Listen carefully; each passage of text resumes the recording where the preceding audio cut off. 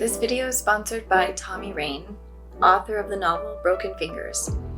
It's a mystery thriller story inspired by shows like True Detective and books like Haruki Murakami's 1Q84. You can buy the book from Amazon.com, links in the description box below. Are we starting with Mr. Robot? Yeah, today is just Mr. Robot. Okay, gotcha. And 11, 12, so we can at least do 2. Okay. And that would be perfect. Okay. Sounds good to me. Mr. Robot. Wow. And this is episode 3, Forbidden. Forbidden. Don't bite that forbidden fruit. This show has just been... The whole thing is like, it's too real. It's too realistic, especially where society is right now. I'm like, ooh. Did they know? Well, yeah. Actually, no. Really, this probably happened. History repeats itself. What is new? Nothing's new under the sun.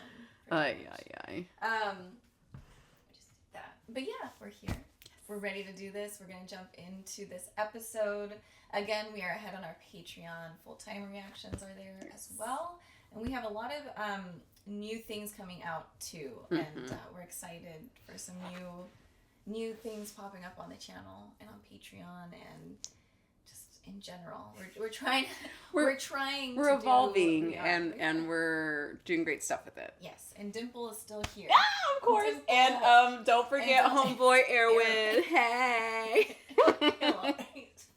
He'll never not be here unless someone steals him, which no one steals him, so we're good. Or Loki. Loki gets a hold of him and it's done. You think he would have already done so with this menacing face, but...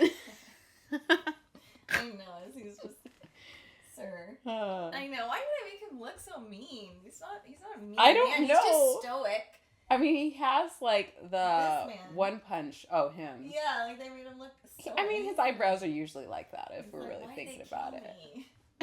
Yeah, okay, we can't go into that. We're gonna jump in. Yes. I forgot you always count down. Oh, yeah. Everything is brand new. Okay. Don't forget to leave a comment, and subscribe. Let's do this. This is not facing correctly. Just kidding. Okay.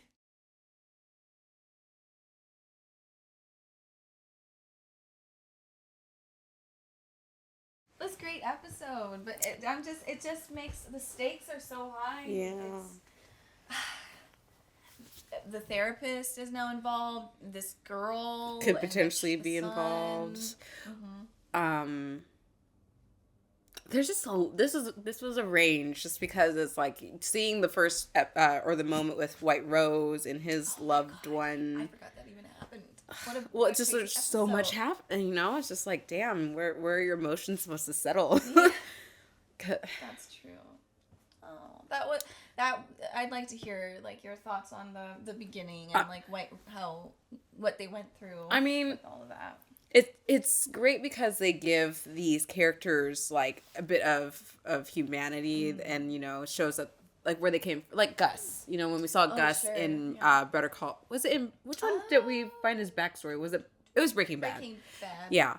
And and his situation was very similar. God, but you feel for them, and they do have these ambitions, and they may not be the best ones, but just think of what could have been different if that guy was still alive. He seemed, they were so supportive of each other and understanding. So maybe White Rose could have not been as malicious or as cruel as they are now. And again, just the whole, and I understand in other countries, I know in Russia and Ukraine, if you're gay, most of the Middle Eastern areas, if you're gay, you can be killed, and you're not treated as a human, and you have no rights, and it's just really frustrating. It really is. Because it's why? What's it to you? What is it to? It's because they're oppressed. It's because they've been forced to think that this specific way is how things need to be. It needs to be a man and a woman, and if not, it's just you're a devil, you're evil, and that's not true. And y'all are getting extra with it because you're upset that these people are living their best lives and they're happy, and and they don't have to be this normal thing which your religion or your society has forced you to believe is wrong, and it's just so stupid. Yep. It's I blame religion. It is. It's basically changed everybody's like laws. If we, as much as we want to say we're separation of church and state even in the U.S., what? No, absolutely not. Absolutely not. Most of the people on the Congress are devout Christians. And it's just put it in parentheses. Right. Those bitches ain't Christians. No way. No I know, right? But they think they are, and their word is law. And God, so help me to make the law. You know what? And that's what it is. It's just a bunch of people conditioned into thinking that they're right. They're right. They're not. And they're not. Yep. It's frustrating because that situation. He just killed himself on his wedding day because he's like, I'm not living my true self. Right. This is not who I am, and I know Jang was like living. He was like, let's play the game. Let's just play the game. But he was being practical and be like, this is what it is right now, but we can make a future if we're patient. And but he was like, patience equals surrender. Yeah. So he saw that as like, I'm surrendering who I am, my identity, which is that's actually very I don't want to say admirable because I don't want people to kill themselves. But I do understand what you're saying. I get like the aspect of like, I'd rather die than be someone I'm not. Yes, and that I get. But it's just no wonder White Rose is like you said, they probably would be a lot more balanced if their love had survived. And it seems like that person was their rock. Yeah. And they were not able to really find someone else. He was the dragon to his Mikey. That's what That's true. That's what it is. That's true. And because we all know what happens to Mikey when Draken's not there. What the fuck? That's true though, but that is true. If you find someone that like you connect and clearly with, like they've been together through a lot, thick and thin, and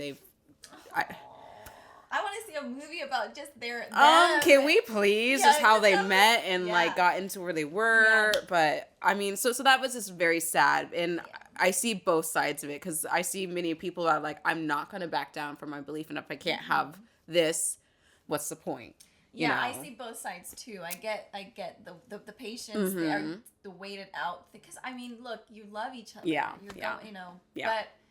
But it's bullshit. It's like even for us as women of color, and it's just like we have to deal with all these things from society, and we just have to be patient. We just have to work harder. So it's like, well, fuck that. Why do we have to? Yeah. But like but we have to, and that's not okay. So it's not. But I feel for White Rose. I understand them a bit more. They're still doing wrong, but I'm waiting for him to slap his assistant. I'm surprised that she's still Maybe alive. she's the last one. Maybe there's no there's no one else after that. And he was like, let me just get a woman because I'm tired of falling in love. I know.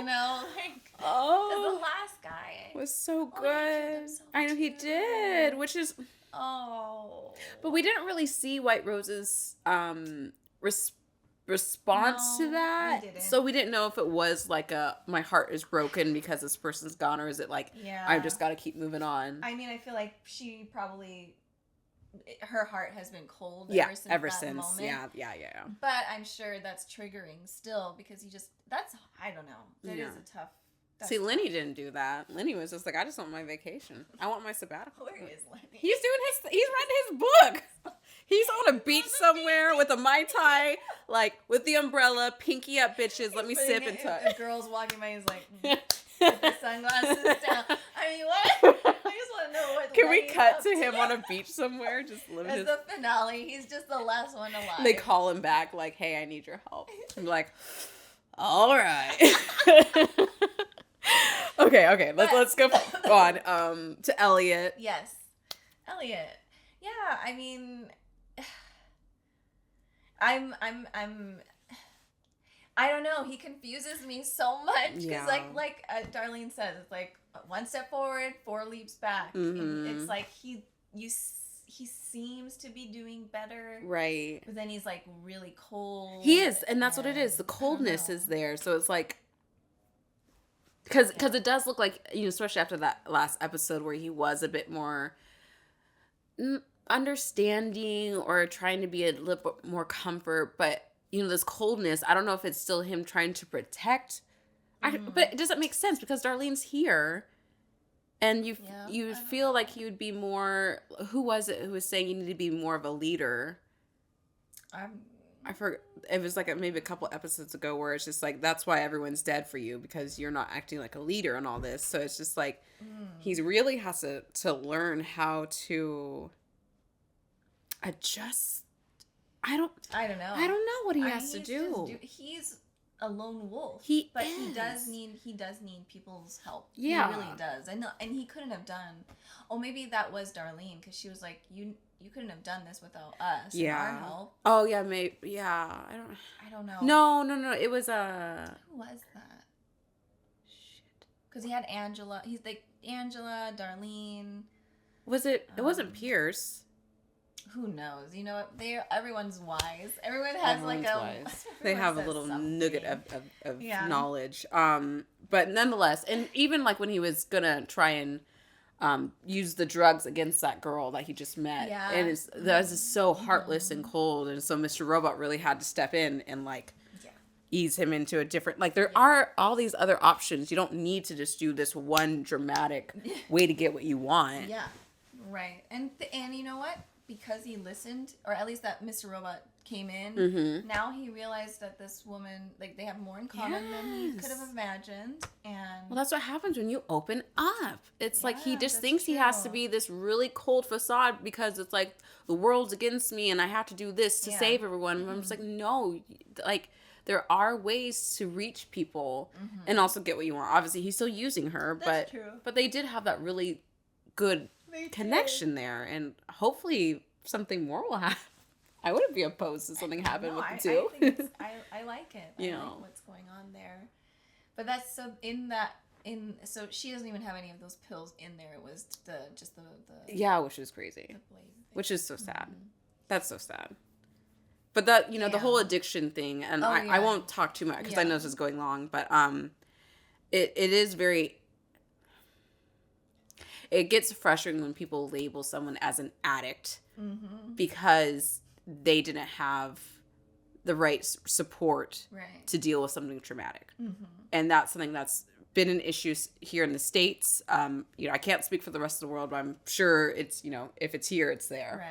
Right. And it's just like this whole national suicide prevention thing, like these kind of resources are so important, but like I wish the state and the government would provide more of these things, because all they do is allow criminals and addicts to be formed because of the pressures of the world, and then they don't do anything. They just want to punish them. Right. And it's just like... Right. And they brought it in, like the crack epidemic in the 80s. Oh, the war on drugs, and even before that, they brought it into the black communities, the poor communities on purpose, and then they're like, "What? Huh?" And they arrest you. Criminals. Oh yeah. And it's all planned. It's all what's the other word? Not planned, but it's staged or not staged. Yeah, but like it's just a thing. You know what we're saying? Yeah.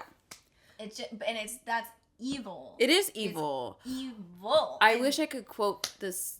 You've seen Ever After with Drew Barrymore? Yes. Okay, do you remember when she first meets the prince? Like, she goes to save her servant friend. And so I love this movie. That movie so much. I haven't watched it as an adult. It's like a regular for me. That and Titanic. You need to watch for my mental health. Yes. I remember it being just, anyway. Go watch Ever After, y'all, with Drew Barrymore. It's amazing. But anyway, so in the when she goes to save her friend Maurice from being sold to America, she's pretty much talking to the prince, not knowing it's him, and saying, first you make thieves and then you punish them. And it's like, so that all they know is to be this, and then you're going to punish them for it. It's the same thing. It's just like, this is what our government and society has done. It's just like, you create these situations for these people and give them a disadvantage, and then you want to get mad at them because they're trying to survive in the environment that they're in. Instead of, providing some actual help and actual support. And it's just like this with addicts. And it's just like with the homeless people we have here, it's just like, we can be creating all these programs to get these people off the street and to stop crime and to yada, yada, yada. But you don't do it. You want to fight about fucking a vaccine, or you want to fight about people having their guns. it's all like like a distraction. It's just a distraction. Because they don't want to fix the problems. And that's why they're doing that. Yeah. Oh, abortion. Oh, who cares actually, really? I mean, well, no, it's important. But like, they know that's such a, it's always the two, there's always like one thing and another thing. Yeah. And they were always talking about this, and it's like, but everything else is being forgotten. Yeah. And we have literally a homeless like situation. There's camps everywhere. And like, even in Mr. Robot has been showing that too. Mm-hmm. But it looks like it's been getting better though. Everything's here? actually Or in the show. In the show. Oh, it looks like no, not here. No. But like here, like you saw Elliot walking and you saw him with the therapist, like things are a lot more cleaner and like not as many of like the bags on the street anymore. Right. So it has been getting cleaned up. Right.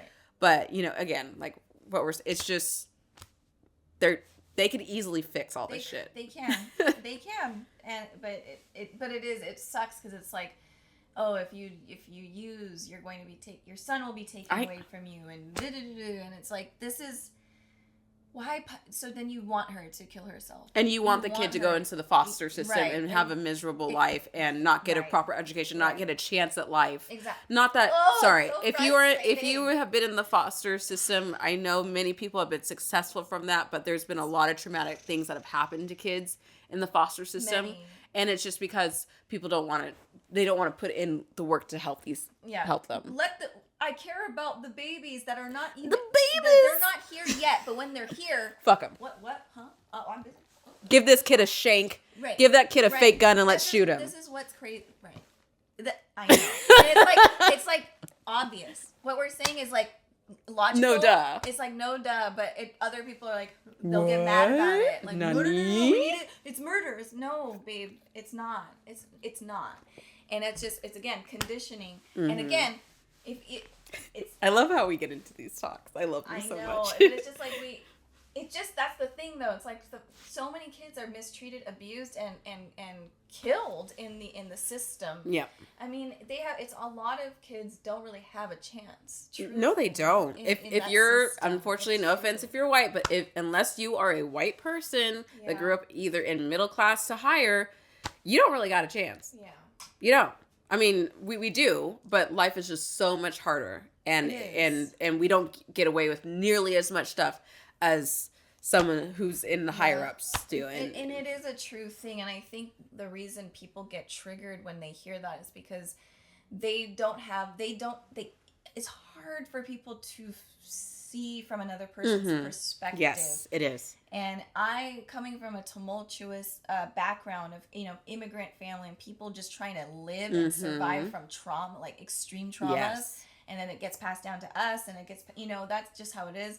And growing up thankfully I didn't grow up in like a poor neighborhood, but in a diverse neighborhood, you do see so much stuff, and you realize, because like moving here where it's a majority white people, a lot of these kids, they don't know. Yeah, they don't know anything. Yeah. Like literally they're sheltered. And I as an adult now, I'm realizing, I was like, oh, so yeah, the things I saw was not normal. The things I went through was not normal.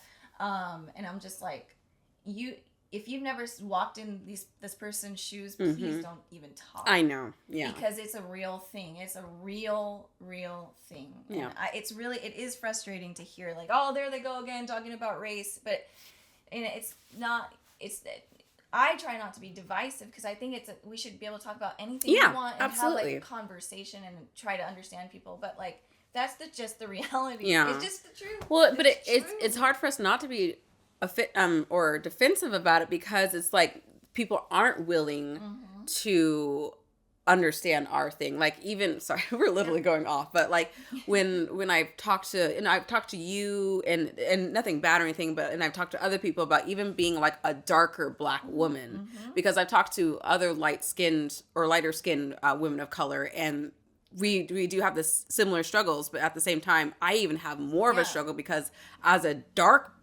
Black person, you get even harder critiques in certain areas, and it's just like, so people don't understand that, and it's just like, well, then you need to listen and at least hear it, because it is my reality. It's your reality. It's my experience, and it happens daily. Yeah. So it's tough when they're like, come on.